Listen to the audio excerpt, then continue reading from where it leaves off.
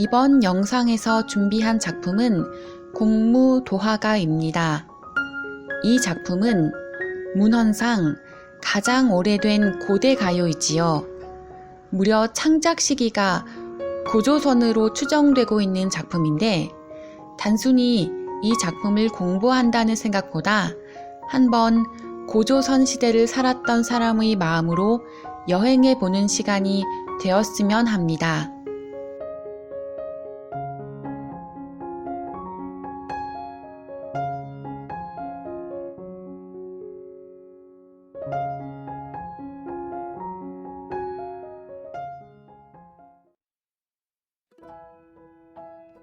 먼저 작품을 한번 쭉 읽어보도록 하겠습니다. 공무도화가. 작가는 이름이 전해지지 않는 백수광부의 아내입니다. 백수광부는 머리가 하얗게 센 미친 사람이라는 뜻입니다. 이미여 물을 건너지 마오. 임은 끝내 물을 건너시네. 물에 빠져 돌아가시니 장차 임을 어이할꼬. 제목부터 살펴보겠습니다. 공무도화가라는 제목을 이루는 한자를 한 자씩 살펴보면 공은 그대, 무는 무엇 하지 말라는 금지사이고 도는 건널도이지요. 하는 물, 그리고 가는 노래라는 뜻이네요. 정리해보면 이미여 물을 건너지 마오에 대한 노래 정도로 볼 수 있습니다. 공무도화가라는 제목은 작가가 정한 것이 아니고 이 작품이 공무도화로 시작되기 때문에 여기에 노래 가를 붙여 전해져 내려오는 것입니다. 또한 이 작품의 원래 모습은 알 수가 없고 한역시로 배경 설화와 함께 진나라 최표의 고금주라는 책에 전해져 내려오고 있습니다. 작품의 길이가 상당히 짧은 편이고 내용도 단순한 것 같은데 무언가 확 와닿지 않는 느낌이 드시지 않나요? 누가 물에 빠지려 하고 이를 말리려 하는 상황인 것은 알겠지만 구체적 정황이 잘 드러나지 않는 것이지요. 제가 영상의 서두에서 공무도화가가 고대 가요라고 말씀드렸지요. 고대 가요는 배경 설화가 존재하기 때문에 배경 설화 없이 작품만으로는 완전한 이해가 불가능합니다. 다시 말하면 고대 가요의 장르적 특징을 알고 있어야 공무도화가라는 작품을 좀 더 자세히 알 수 있는 것입니다. 그렇다면 고대 가요의 특징을 살펴보도록 하겠습니다. 고대 가요는 고대 부족국가 시대에서 삼국시대 초기까지 불린 노래입니다. 초기에는 집단의 활동, 집단의 정서, 집단의 의식과 관련한 노동요, 의식요 위주로 창작되다가 점차 서정시로 창작되는 변모 과정을 보여주는 장르입니다. 우리가 앞서 공무도화가를 한번 읽어보았을 때 노동을 할 때 부르는 노래 혹은 어떠한 의식을 위한 노래와는 거리가 멀었고 개인적인 이야기를 담고 있는 내용의 노래임이 확실했습니다. 즉, 고대 가요의 성격이 변모하는 과도기 시기에 놓인 공무도화가는 개인적 서정에 바탕을 둔 서정시에 해당이 됩니다. 또한 고대 가요는 배경 설화와 함께 살펴보아야 하기 때문에 공무도화가를 제대로 이해하려면 역시 공무도화가와 관련한 배경 설화를 반드시 알고 있어야 합니다.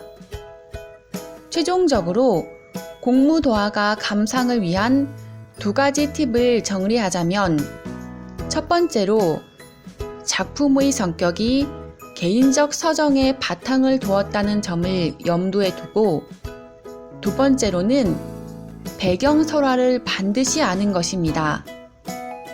제가 이번 영상에서는 고대 가요의 형식이나 특징을 대략적으로만 소개해 드렸습니다. 다음에 기회가 되면 고대 가요에 대해 좀 더 심도 있는 내용의 영상을 업로드하도록 하겠습니다.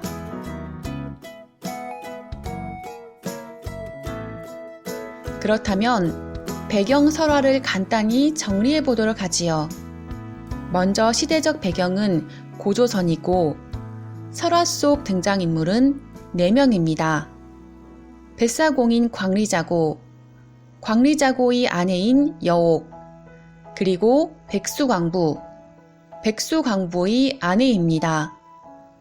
어느 날 광리자고가 배를 저어 가고 있는데 백수광부가 술병을 들고 물을 건너는 것을 보게 됩니다. 백수광부의 아내가 백수광부의 모습을 보며 건너지 말라고 외쳤지만 결국 백수광부는 물에 빠져 죽게 됩니다.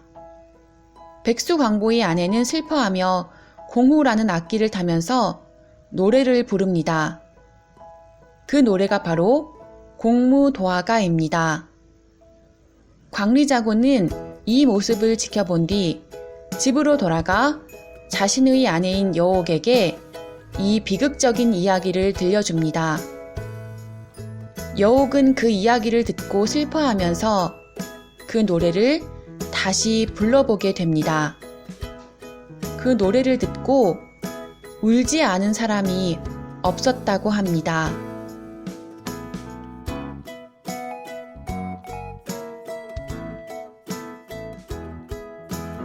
배경 설화까지 살펴보았으니 이제 작품을 읽는 게 처음보다 훨씬 쉬워진 것입니다.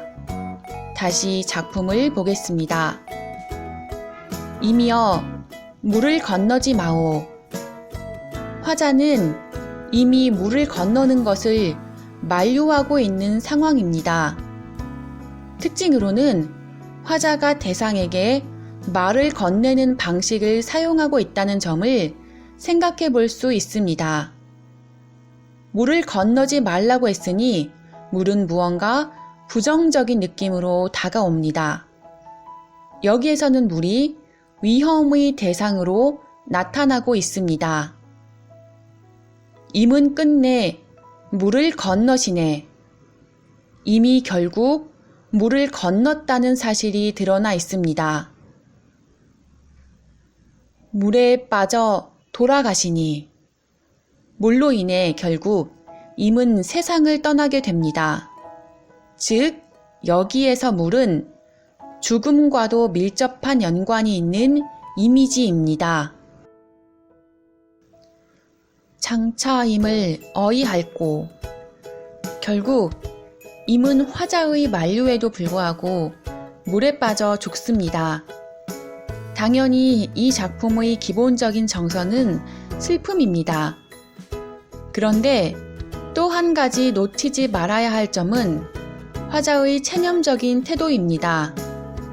임을 잃어서 슬프긴 슬프지만 이미 가신 임에 대해 어떻게 할 수 없다는 마음이 드러나 있습니다. 이는 화자가 자신에게 주어진 비극적인 운명을 거부하지 않고 받아들이는 체념적인 태도라고 볼 수 있습니다. 작품의 주제는 임의 죽음에 대한 슬픔으로 정리할 수 있습니다. 현재 전해지는 시가 중 가장 오래된 작품이라 무언가 따분한 옛날 이야기가 나올 것 같았지만 이별의 슬픔이라는 현대인들도 공감할 수 있는 주제가 드러난 작품이지요. 계속해서 유익한 문학 영상으로 찾아뵙겠습니다.